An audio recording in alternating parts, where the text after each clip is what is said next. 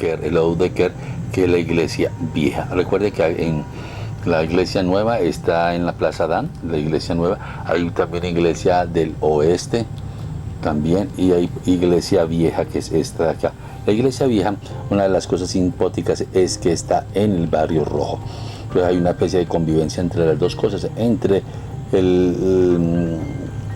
digamos, la religión y entre otras actividades. O sea, hay una convivencia, la gente pues vive bien, no hay ningún problema, y es la característica del Oude Kerk, o sea, de la iglesia vieja. Esta iglesia vieja, como estábamos diciendo, se encuentra pues aquí en Ámsterdam, y se encuentra en un barrio muy famoso que es el barrio rojo. Como cosa curiosa, cuando uno viene a Ámsterdam le preguntan a uno cuál es el símbolo de Ámsterdam, y mucha gente no va a decir que es el monumento nacional, que es el monumento que está en la Plaza Dan, que es de mármol y que conmemora la muerte de los caídos en la Segunda Guerra Mundial. Tampoco te va a hablar inclusive de Rembrandt, inclusive muchas veces ni de Van Gogh, ni de Rembrandt, ni de Van Gogh, ni del Rijksmuseum, y te preguntan cuál es el símbolo más importante y te van a hablar del barrio rojo. Entonces ese barrio rojo que tiene, y ese barrio rojo vive en convivencia, vive en armonía con esta que es la iglesia vieja. Y esa iglesia vieja es la que estamos mostrando aquí.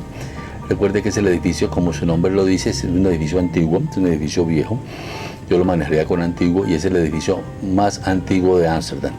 Es el edificio más antiguo de Ámsterdam y fue consagrada en el año 1306 a San Nicolás como su patrono. El edificio data del año 1302, lo que lo hace el edificio más antiguo de la ciudad.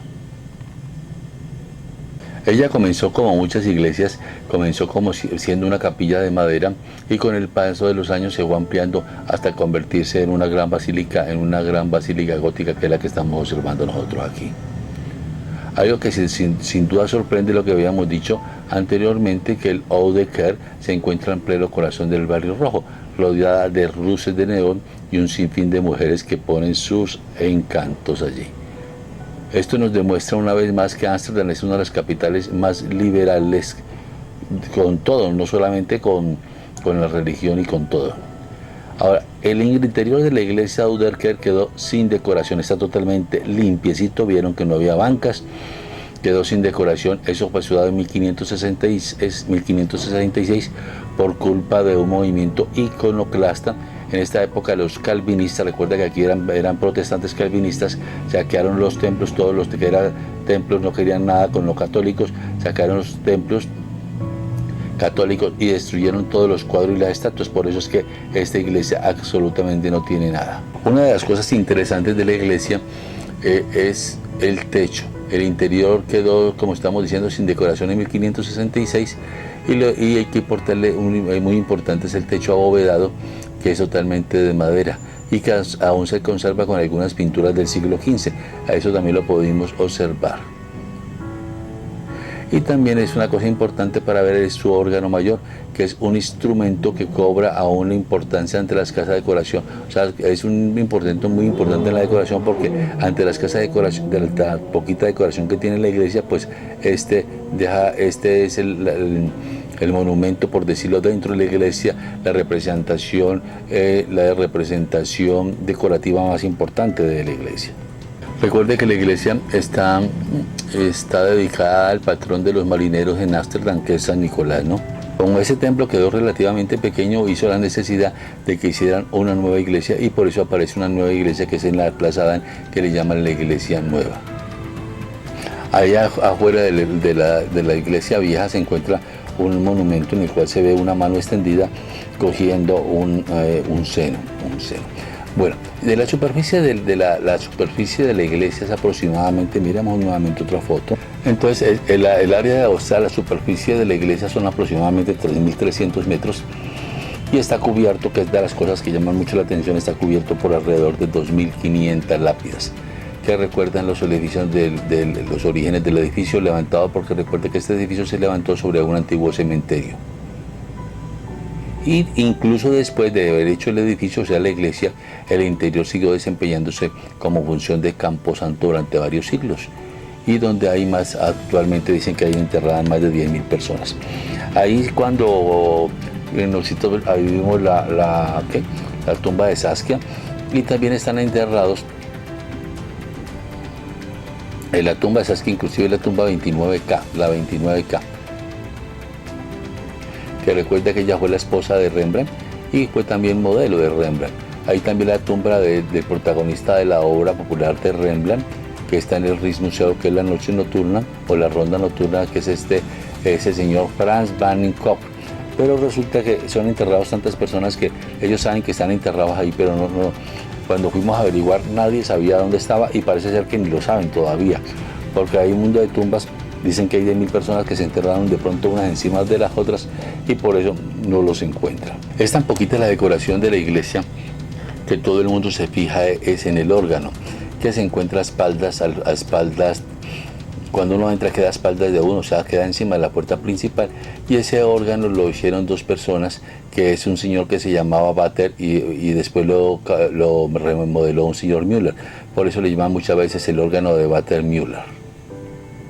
¿Por qué? Porque ¿quién lo hizo? Generalmente lo hizo Christian Vater, pero su sonido no era el mejor, entonces fue mejorado el sonido por un señor que se llamaba Caspar Müller, y ese señor Caspar Müller, por eso es que le dicen al órgano, pues el órgano de Vater Müller. Este es el órgano.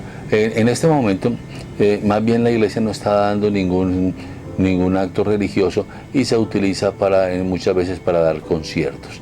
Inclusive dicen que este órgano, el que estamos mostrando, es uno de los mejores órganos de Europa.